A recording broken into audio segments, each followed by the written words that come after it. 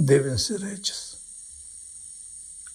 Ustedes saben que estoy enfrentando una terrible batalla contra la enfermedad, pero el Señor me está llevando paso a paso dentro de su tiempo y no del mío.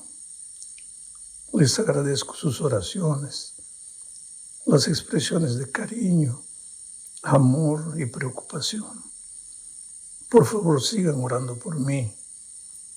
Dios es poderoso y está en el control de mi vida. Ahora, después de decir estas cosas, voy a comentar la lección 7 bajo el título de Jesús, el ancla fiel. Lo primero que necesitamos saber es que en este punto del estudio de la epístola a los Hebreos, Pablo hace un alto en su presentación teológica del tema y empieza a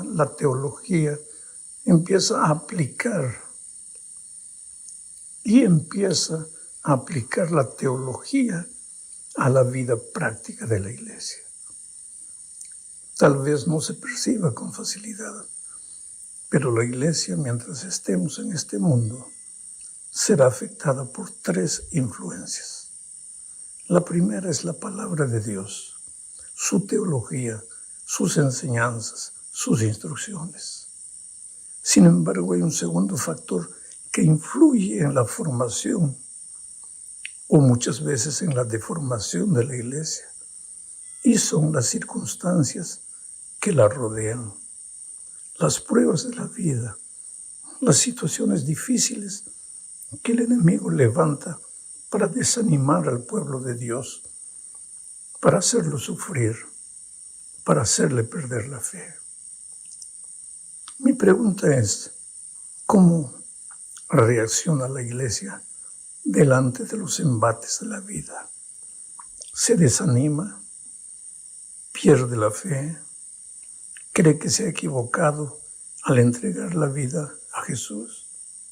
Recuérdate que cuando digo cómo reacciona la iglesia, me estoy refiriendo a ti. ¿Cómo reaccionas tú delante de los embates de la vida? Bueno, Pablo les recuerda a los hebreos que ellos resistieron con fe las situaciones difíciles. La iglesia de los hebreos no se dejó afectar por las vicisitudes de la vida. El diablo vino contra ellos como un león rugiente, buscando destruirla. Pero los hermanos hebreos reaccionaron con fe. Por eso Pablo les dice en Hebreos 10, 32 al 34 lo siguiente.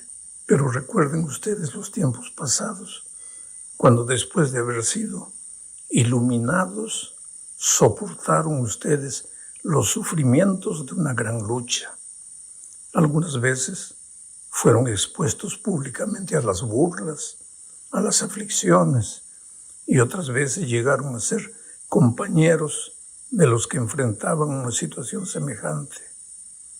Además, ustedes también se compadecieron de los presos y gozosos soportaron el despojo de sus propios bienes, sabedores de que en los cielos tiene una herencia mejor y permanente. Ahora, mi amado, quisiera que percibas la expresión fueron iluminados. Esta expresión se la repite aquí, en el texto que acabo de leer, y también en Hebreos 6, 4 y 5, donde dice que no es posible que los que un día fueron iluminados y saborearon el don celestial y tuvieron parte en el Espíritu Santo y saborearon además la buena palabra. ¿De qué está hablando Pablo en este texto? Él se está refiriendo a la experiencia maravillosa de los hebreos cuando recibieron las buenas nuevas del Evangelio. Primero, ellos fueron iluminados. Recuerda esta palabra, iluminados. ¿Recuerdas que te dije que percibieras esta palabra hace algún minuto atrás. Es clave esta palabra, iluminados. Aquí Pablo se refiere a los hebreos en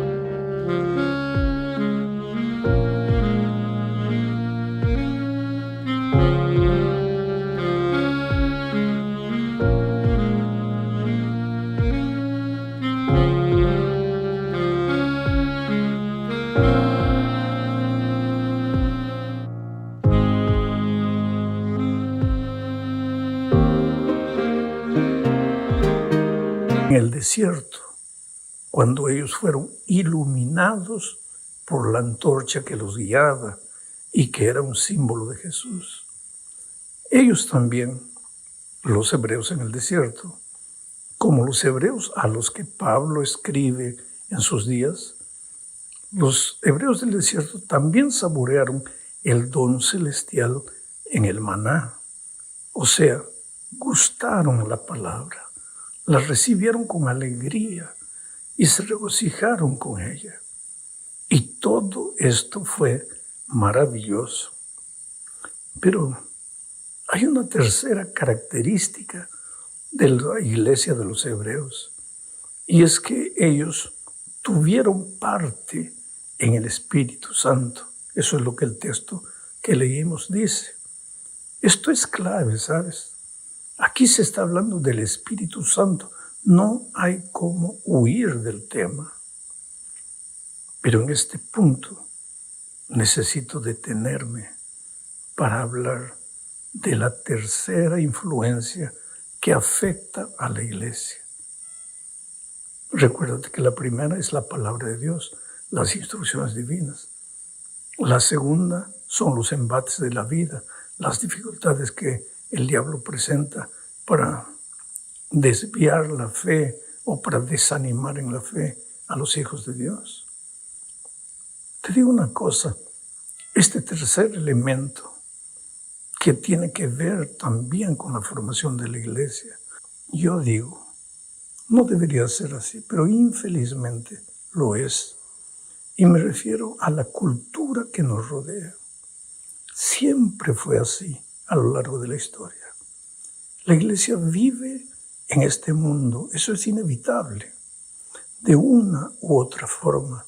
Aunque no querramos, somos influenciados por la cultura en la que vivimos. Disfrutamos del compañerismo de los hermanos durante el sábado en el templo.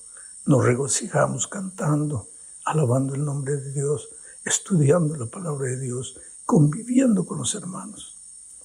Pero ese es un día. A lo largo de la semana somos bombardeados por la cultura que nos rodea. Y esta es una cultura que se propaga con una velocidad alucinante a través de las redes sociales. ¿Y cuál es la cultura de nuestros días? Pues es una cultura dominada por el humanismo moderno, que es el caldo de cultivo del pluralismo y del relativismo. ¿Qué enseña el pluralismo? Que no hay una sola manera de pensar, ya que cada ser humano es un ser libre y pensante. Consecuentemente, no puede haber una sola verdad, sino muchas verdades. Y entonces la verdad no es absoluta, sino relativa. Quiere decir, cada uno tiene derecho a tener su verdad y decidir lo que desee. Solo que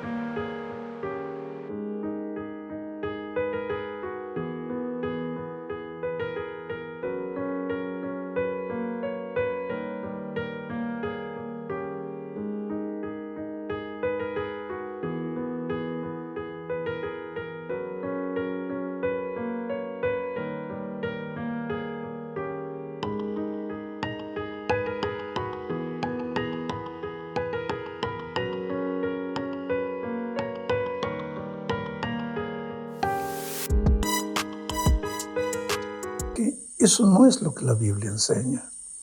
La Biblia enseña que Dios es absoluto y eterno. Jesús dijo que Él es el camino, la verdad y la vida. Y tú sabes que no existe nada más absoluto que el propio Dios. Por eso sus enseñanzas son eternas. Sus principios y sus valores también. Y los hebreos del tiempo de Pablo, que al principio de su experiencia cristiana se habían deleitado en el mensaje divino, habían sido iluminados y habían gustado de la palabra. Ahora, sin percibir, estaban siendo afectados por la cultura donde cada uno escogía su propia verdad. El pueblo, la cultura, la gente de afuera no tenía más en cuenta lo que dice la Escritura y lo que dice el Espíritu Santo, peor todavía. Este es el punto en el versículo 4.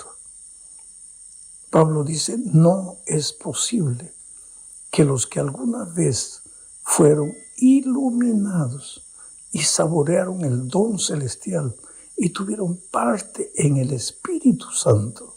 Aquí Pablo está hablando de no hacerle caso al Espíritu Santo, de resistir el trabajo del Espíritu, que es guiarnos a la verdad. ¿A qué verdad nos guiará el Espíritu si cada uno escoge su propia verdad? Por eso los versículos 4 y 6 son claros. Dice, no es posible que vuelvan a ser renovados. O sea, es imposible. ¿Quieres un ejemplo de algo imposible? Coloca la cabeza dentro de un balde de agua y quédate media hora sin respirar. Eso es imposible. Bueno, Pablo dice que es imposible que al que se endurece contra el Espíritu Santo, que esa persona sea renovada. Y Pablo aclara que eso sería volver a crucificar al Hijo de Dios para ellos mismos y exponerlo a la vergüenza pública. No se puede ignorar la expresión vuelvan a ser renovados para arrepentimiento. Es imposible que vuelvan a ser renovados para el arrepentimiento. Pablo está hablando en este texto del pecado contra el Espíritu Santo, que no tiene perdón. ¿Y por qué no tiene perdón? No porque Dios se canse de perdonar o porque su amor infinito por el pecador se haya agotado, sino simplemente porque para ser perdonado, el pecador necesita pedir perdón. A nadie se le puede obligar a recibir el perdón. El perdón es una dádiva de la gracia divina, pero la persona debe querer ser perdonada. ¿Y qué se puede hacer por alguien que no acepta que está pisoteando a Cristo? Por alguien que por causa de la cultura puede estar en la iglesia, inclusive, pero no hace las cosas como la Biblia enseña, como Dios instruye, sino hace las cosas guiado por su manera de pensar, llevado por su cultura. ¿Qué se puede hacer por alguien que puede, como dije, inclusive estar dentro de la iglesia, pero ha fabricado sus propios valores sin tener en cuenta lo que el Espíritu le habla a través de la Biblia? Simplemente no es posible que sea perdonado. ¿Por qué? Porque para él todo está bien. Porque él se ha acostumbrado a jugar con los conceptos divinos, a racionalizar.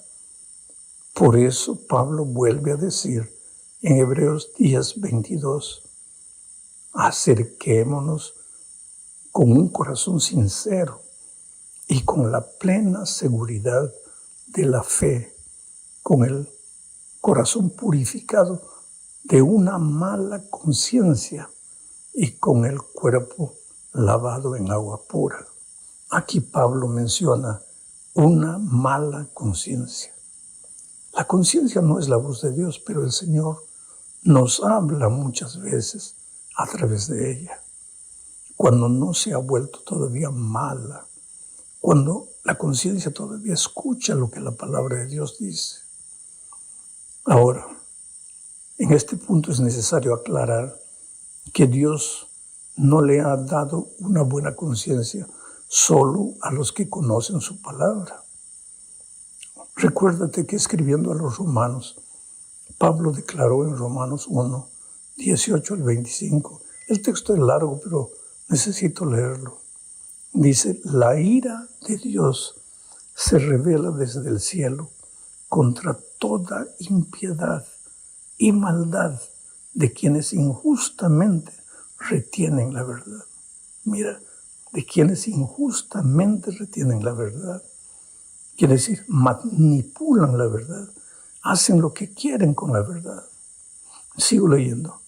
Para ellos, lo que de Dios se puede conocer es evidente, pues Dios se reveló, porque lo invisible de Dios, es decir, su eterno poder y su naturaleza divina, se hacen claramente visibles desde la creación del mundo y pueden comprenderse por medio de las cosas hechas, de modo que no tienen excusa, pues a pesar de haber conocido a Dios, no lo glorificaron como a Dios, ni le dieron gracias, sino que se envanecieron en sus razonamientos.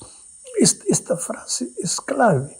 Se envanecieron en sus razonamientos y su necio corazón se llenó de oscuridad.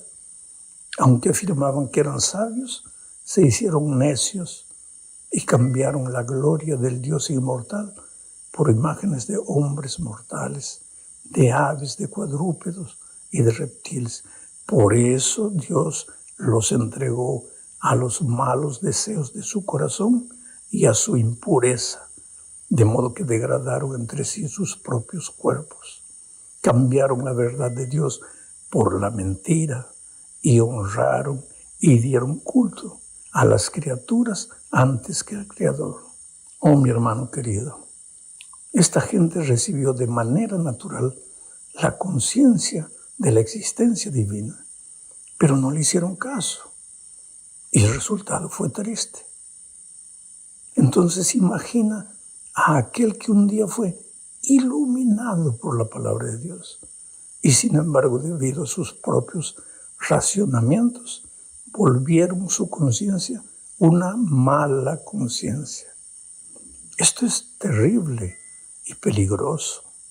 Pero ahora pasemos a una parte de esperanza y ánimo y continuemos con el comentario de la lección. Por favor, mi amado, no tengas temor de haber pecado contra el Espíritu de Dios. Él te llama y te vuelve a llamar una y otra vez. No quiero la muerte del impío, sino que se arrepienta y viva, dice el Señor. Esto es maravilloso y nos lleva al siguiente asunto de esta lección.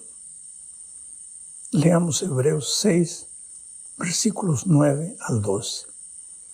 Dice, queridos hermanos, aunque hablamos así con respecto a ustedes, estamos convencidos de cosas mejores que tienen que ver con la salvación, porque Dios es justo y no olvidará el trabajo de ustedes y el amor que han demostrado hacia Él mediante el servicio a los santos, como hasta ahora lo hacen. Pero deseamos que cada uno de ustedes muestre el mismo entusiasmo hasta el fin, para la plena realización de su esperanza y para que no se hagan perezosos, sino que sigan el ejemplo de quienes por medio de la fe y la paciencia heredan las promesas. Veamos algunas características de los cristianos fieles que, aunque puedan a veces caer, ser derrotados, persisten en continuar. Primero, ellos son gente que trabaja para Dios en favor de los santos. En segundo lugar, son gente que no se desanima porque saben que 7 veces cae el justo y vuelve a levantarse. Son gente que no es perezosa. Y todo esto es resultado de que Cristo vive en ellos, guiando sus pasos a través de la enseñanza bíblica.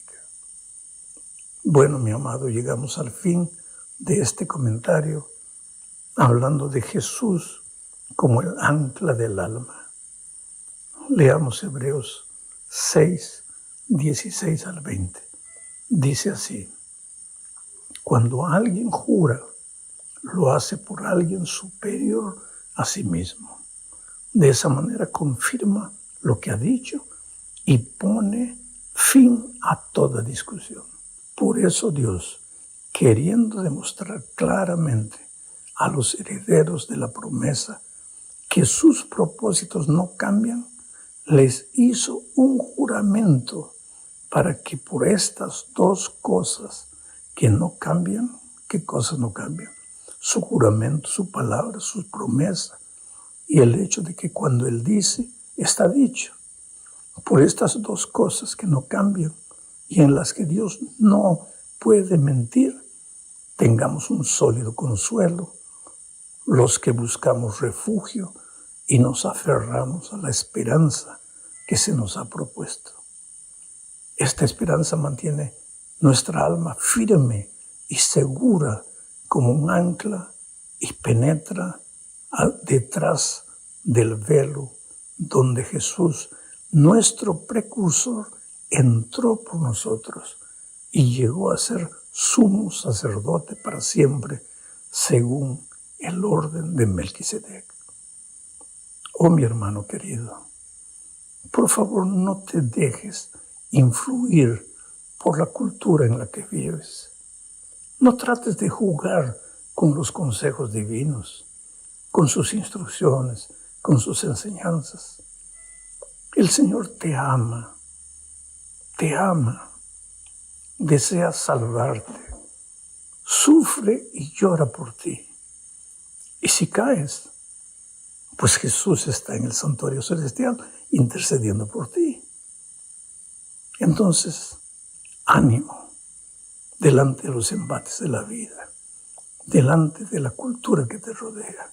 Tú aférrate a las instrucciones divinas, lee, asimila, agárrate de las promesas divinas, cobra de Dios las promesas divinas. Tú eres precioso para el Señor Jesús.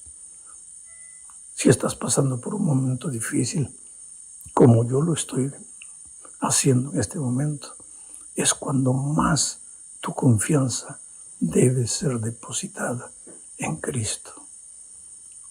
Por favor, sigue orando por mí. Necesito tanto de tus oraciones. La semana pasada dije que me hubiera gustado ya grabar este comentario desde Brasilia, pero todavía estoy aquí en Ucrania sin poder viajar.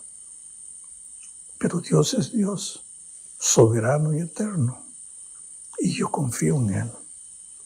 Y en este momento, en mi corazón, quiero extender mi oración para todos aquellos que tal vez se sienten tristes, para todos aquellos que tal vez sienten temor de haber pecado contra el Espíritu Santo. Por favor, no es que no haya perdón, es que si tú no pides perdón, no puede haber perdón.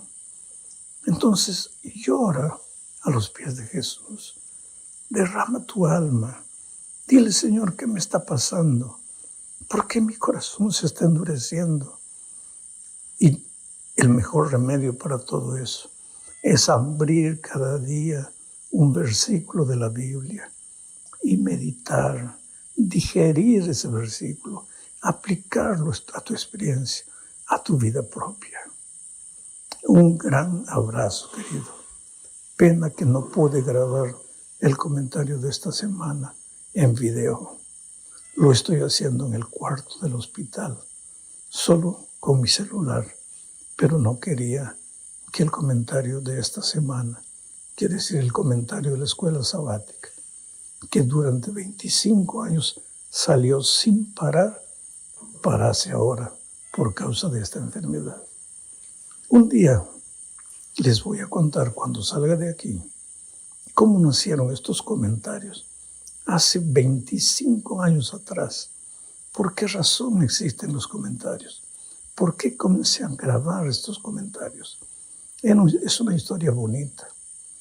Y también cuando salga de aquí, les voy a contar las maravillas que Dios está haciendo por mí. Aquí mismo, en el hospital, yo ya he visto la mano poderosa de Dios obrando en la vida de gente que estaba en una situación terrible, porque durante 15 días estuve en la unidad de tratamiento intensivo. Gente que entraba gimiendo, llorando, lamentándose. Gente por la cual yo oraba, al mismo tiempo que oraba por mí. He visto maravillas, pero